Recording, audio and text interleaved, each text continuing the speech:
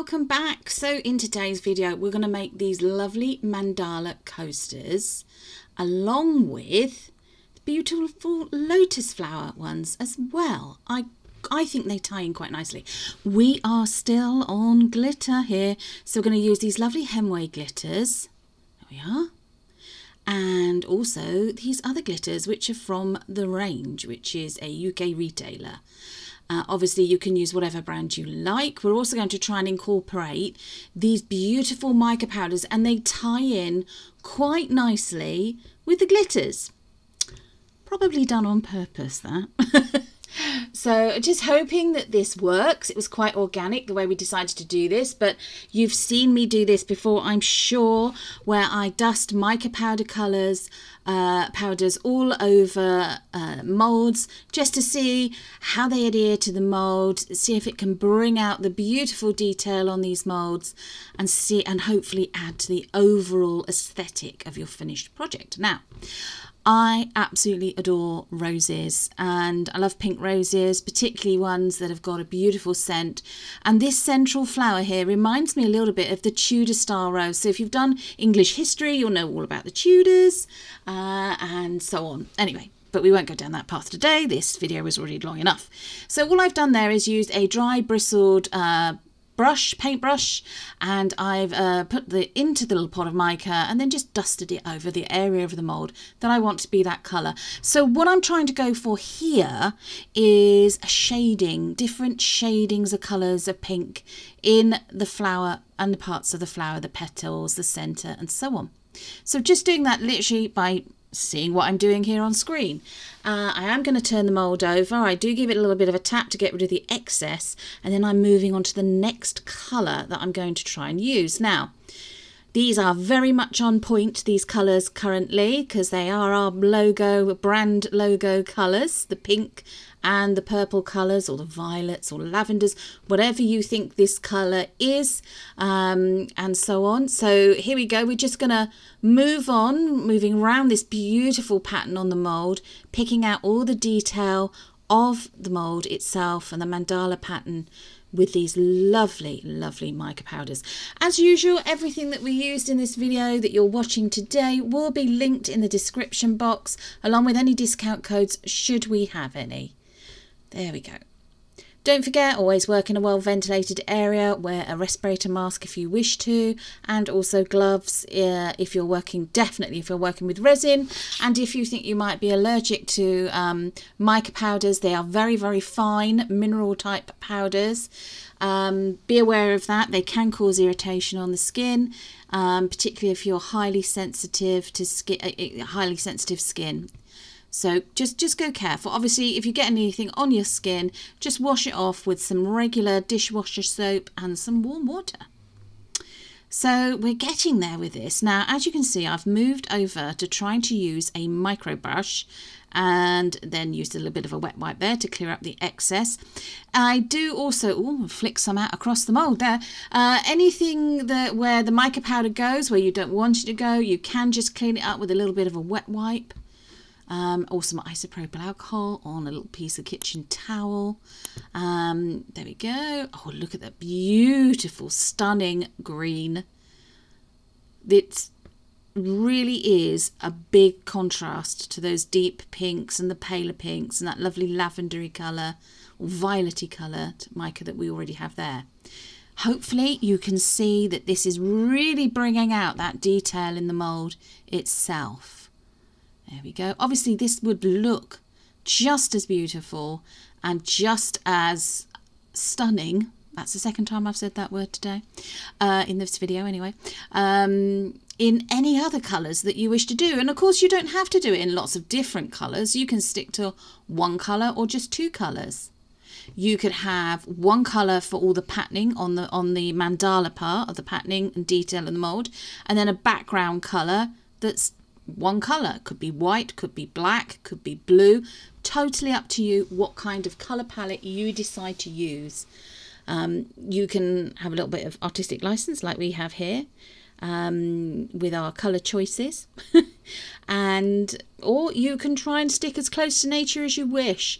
I mean, I will say that doing this is a little bit fiddly. It does take quite a bit of time, hence why lots of sections of this whole video have been sped up. We do appreciate all of our viewers, watchers, subscribers and people that join us in the live chat, because some of our videos like this one are a bit lengthy and some of them are bit shorter, but we do appreciate all of you. So there you can see I've done the other one in exactly the same way.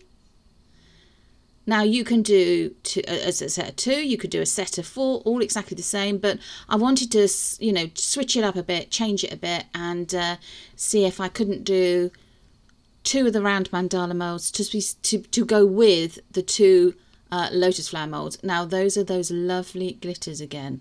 The idea is we use them as a background. At that point I was going to use them as a background in resin for those lovely round coasters. But moving on, the lotus flower molds. These are gorgeous. We have used them a couple of times before. If you haven't seen us use these before, why not check out our playlist and you'll be able to see them. We've got lots of videos up where we've used molds and applied mica powders, applied glitters, used EcoFlow and resin, different types of resins as well. But this is the first beautiful glitter. Now it's a lavender or violety coloured glitter in the tube that it came in, and then as soon as you put it in resin, it gets all these sort of hits and pops of beautiful, almost like holographic colours. Now unfortunately it just suddenly appeared as if by magic in there. I did use a very small stir stick to just put it into that section of the mould, and then yes, sorry, warning, I should have told you that a UV light is going to be used. So we're going to do exactly the same thing again here and use the UV light. There we go. So obviously if you're a little bit sensitive to UV lights, please just forward on through this particular section or to almost to the end where you will see them all finished, done and so on. So just topping them up with the last little bit of what is UV resin, this is, with the glitter added. Now I do cure the top and then also cure them from the underside of the mould. And I do opt in the end to do a final cure, I think of about 5 minutes for each mould in its entirety. And for that we did use our UV lamp rather than this little UV torch. There we go. So there we are. Really looks like it's got lots of little jewels in that resin. I love the effect of that. In fact, that in all of those sections, or you could do one section in just pure white and one section in the glitter and so on, and alternate it all the way around and then back it in a white resin. Well, that would look stunning, absolutely stunning. Though then that glitter and the little jewel like flecks and sparkles in the glitter would really pop. They'd really stand out. So here's our next one. This is this orangey sort of colour glitter. And this one's by Hemway. The top one in the top section is by Hemway. This one is also by Hemway. There we go. So I'm just smoothing it out there into it, trying to keep it in its little section and using I think that's a coffee stir stick actually that we happen to have. Just into the section, giving it a good length of exposure time to the UV light, the little torch there. And then before moving on to the next one. Lovely green. Now this green, this is actually from a selection at The Range, which is a store in the UK.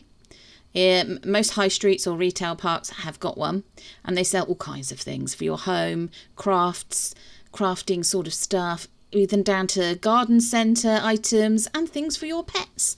But this particular glitter from them is beautiful, plus it fluoresces at night. So that could be quite an interesting talking point if you happen to be if you use these and you're having a dinner party and it gets slightly dark, or and so on, and you can see these almost glowing on your table, whether it's your dining table, your coffee table. Actually, this would be a fun thing to put and have in the garden if you were having, you know, a summer evening outside. Although here in the UK, I think that's it. I think we've had our 3 days of summer, because now we just seem to be getting a lot of rain. Anyway, moving on. Look at this real hot pink. It's gorgeous. Stunning. Said it again. Sorry, people. Really, really gorgeous. And into that, I did add a little bit of that mica powder because it was just a little bit too blingy for me. Yeah, I can't believe I've said that. It was a little bit too glingy. Mixture of glitter and gling. It was a bit too gling. There we are, new word. It's a bit too gling. But this is beautiful. Nice, rich, deep pink with just a tiny bit of the glittery sparkle in it. There we go. So just doing those. Oh, overspilt that. You can just wipe that off with a cloth, or you can actually wait until it's hardened and then you can just pick it off the mould. Totally up to you. So just carefully filling it up there. There we go. I'm just looking like it. And there you go. I've done exactly the same there. And I did cure these with UV light. Now we've got 2 left. There we are. Just picking that little bit off there. We've got 2 left in the mould. I did just put some gloves on, in fact, because I knew I was going to be using a lot more of regular resin rather than UV resin. So here we go. Last colour coming up. And it's the mica powder and then that beautiful mauvey coloured glitter in it. It's just giving it a last little stir up. And then putting it into the top 2 sections, or the section either side of the top one there. And just carefully spreading it out up to the edge of the section of that mould. There we go. And then on the other side. And then, as I said, I did do this with the other mould as well. I cured it and then went in for a final cure of 5 minutes each in the lamp itself and then on the underside. So there we go. I'm just turning it over to say, look, so I'm going to cure the underside of it because it is UV resin, and I didn't want a situation like I've had in the past where things have failed. Now, here we go. This is regular resin that you can see in that plastic cup. It's T-Expert resin. It's a 1-to-1 mixing ratio, and I've just added in some Arteza mica powder, which I think might be called ballet slipper. It's either called that or bubble bath, but I think this might be called ballet slipper, and it is beautiful, but it's not quite right. So I'm going to squidge in, love that word, squidge in a little bit of this acrylic paint. Now this is acrylic paint, and as long as you don't add too much, it will not affect the curing of the resin. This is what we found. So there we go, with a little squidge in there. I'm just going to mix that in. Obviously this has been sped up. I don't mix quite that quickly, but can you see what it's done? It's made it a bit more opaque, a little bit softer in colour. And here I am pouring in over the top of the round coasters first. We go. It's beautiful. I do love almost the ethereal quality that mica powder gives to resin. It's yeah. I do not have words. In fact, if anything, I'll tell you what it does remind me of as well, and that's satin fabric. If you've seen like it where it's not quite folded, but it just looks beautiful. Satin, by the way, fabric, in case you wanted to know this, my favourite all-time fabric. Then followed very closely by raw silk. Right, moving on. I filled up all of the coasters right up to the top, and this is a full 24 hours later. They have totally cured. They look good. No little air bubbles anywhere.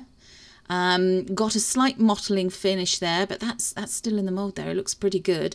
I'm just keeping my fingers crossed at this point that it demolded well and that all the parts with the UV resin stayed where they were and that they had completely cured. There we go. Nice clean mould. Not so clean work area though, sorry about that. And look at that.